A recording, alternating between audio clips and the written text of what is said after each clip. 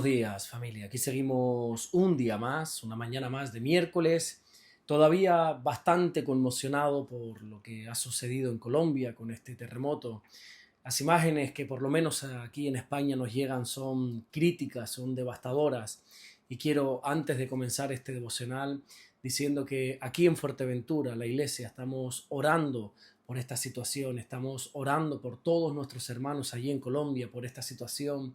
Tenemos amigos, allegados, tenemos muchos miembros aquí en la iglesia que tienen familias directamente allí en Colombia, en la zona de Pereira, que lo han perdido prácticamente todo, su casa.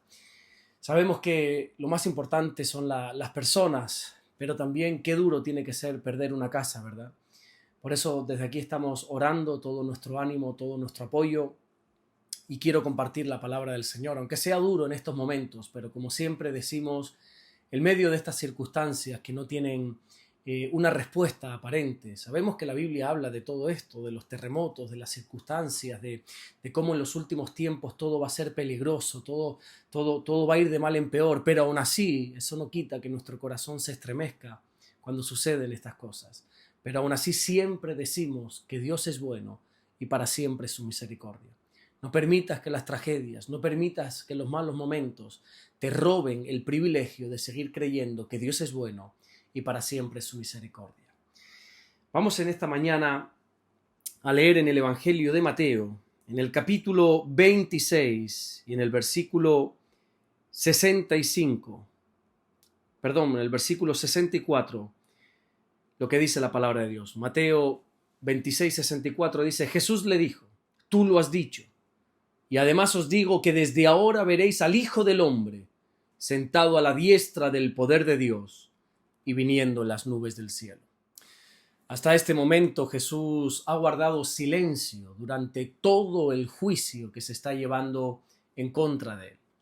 De hecho, debido a ese silencio de Jesús, el sumo sacerdote tuvo que intervenir para decirle: oye, pero ¿cómo es posible que no te defiendas?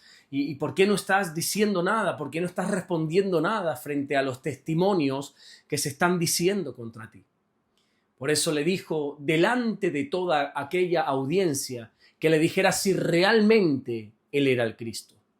Y es en ese momento cuando Jesús abre su boca y dice: tú lo has dicho.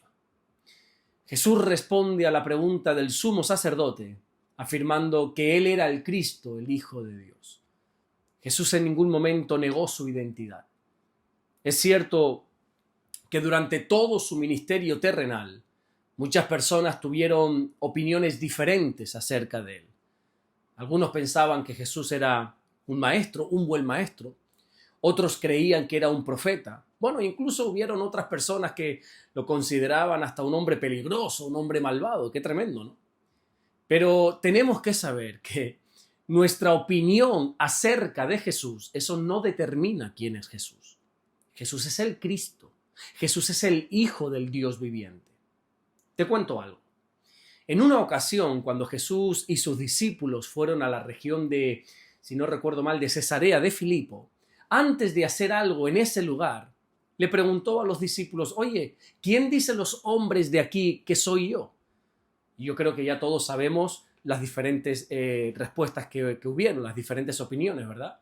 Pero lo sorprendente es que en este Evangelio de Mateo, allí en el capítulo 16 y en el versículo 16, Pedro le respondió: tú eres el Cristo, el Hijo del Dios viviente. Por alguna razón, en ese momento, el Padre que está en los cielos le reveló a Pedro la verdadera identidad de Jesús. Pero la pregunta más importante no es quién es Jesús para mí, sino quién dijo Jesús que era él. Algunas personas que no creen en Dios niegan la divinidad de Jesús. Pero eso no hace que Jesús deje de ser Dios. No, ni mucho menos. Porque vuelvo y repito, nuestra opinión que nosotros podamos tener de Jesús, eso no va a afectar en nada a la identidad de Jesús. Hermano mío, Jesús es Dios. Lo crea quien lo crea y le guste a quien le guste. Jesucristo es Dios. El Señor todavía va aún más allá y le dice al sumo sacerdote, le dice a toda esa cúpula religiosa que allí estaba reunida, le dice: mira, además os digo que desde ahora vais a ver al Hijo del Hombre sentado a la diestra del poder de Dios y viniendo de las nubes, viniendo en las nubes del cielo.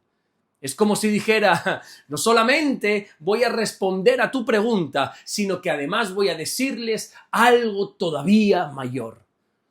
Ellos solo veían a un hombre arrestado allí, pero parece que ignoraban que quien estaban delante de ellos era el Rey de Reyes y Señor de Señores. En ese momento Jesús estaba en un estado de debilidad. Jesús estaba arrestado. Jesús estaba acusado falsamente. Y lo peor de todo es que Jesús estaba a punto de ser entregado al imperio, a las autoridades romanas, para ser crucificado. Pero Jesús les advierte que pronto esa situación ha de cambiar. Les dice que desde ahora en adelante le iban a ver sentado a la diestra del poder de Dios. Ese Cristo que estaba siendo humillado en ese momento, ese Cristo que estaba siendo despreciado, que estaba siendo rechazado, pronto sería exaltado por el Padre.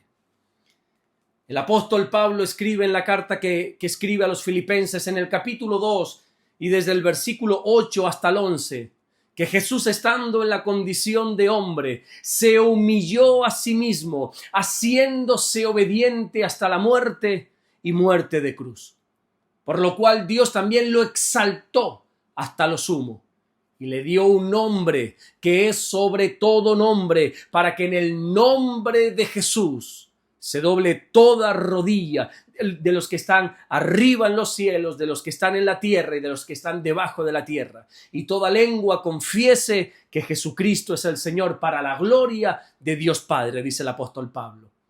Es cierto que Jesús sufrió como si fuera el peor de los delincuentes. Es cierto. Es cierto que los judíos le arrestaron. Es cierto que los romanos le crucificaron.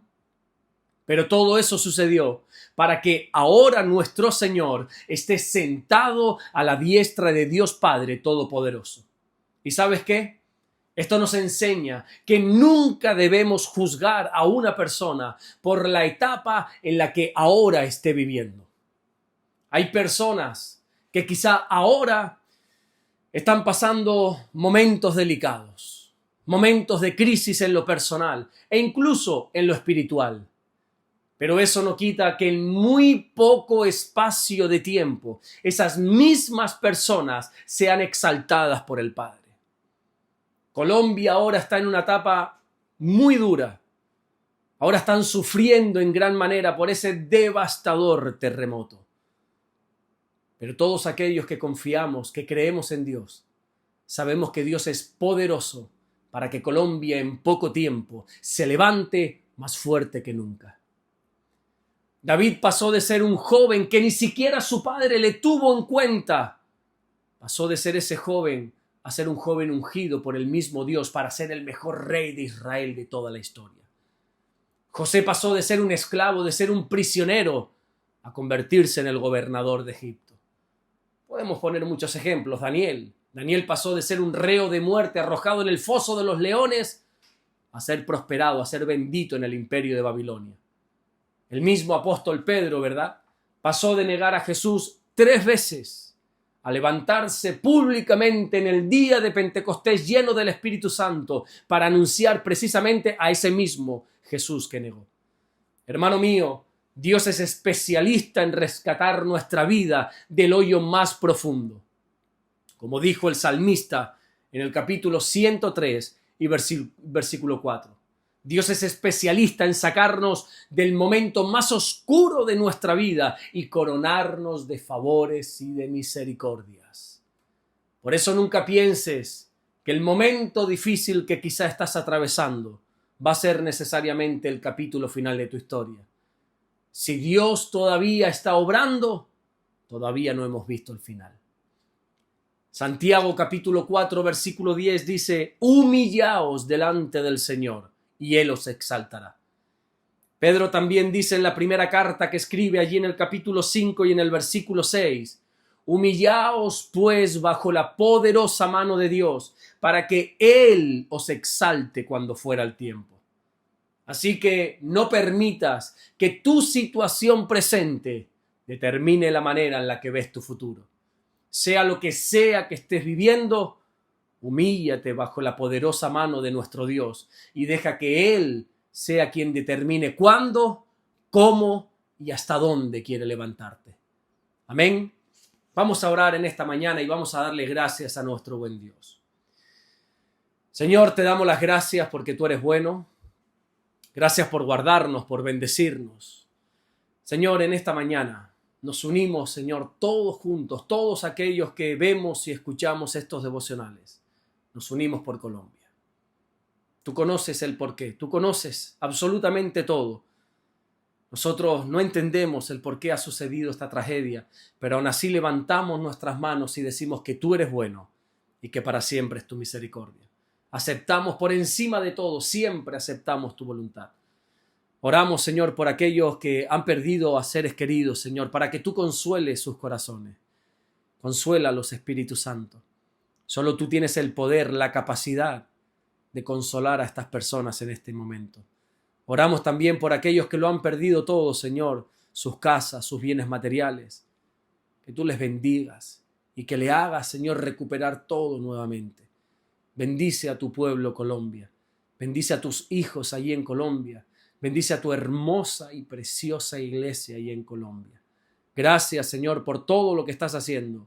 Y gracias, mi Dios, por todo lo que vas a hacer. En el nombre bendito de Jesús. Amén y amén. Que Dios te bendiga. Nos vemos mañana jueves, Dios mediante, para seguir compartiendo la palabra del Señor. Sigamos orando por esta situación. Sigamos confiando en el poder de Dios y clamemos. La Biblia dice, clama a mí y yo te responderé. Vamos a seguir clamando a nuestro Dios por este hermoso país, por este hermoso pueblo de Colombia. Nos vemos mañana, Dios mediante. Bendiciones.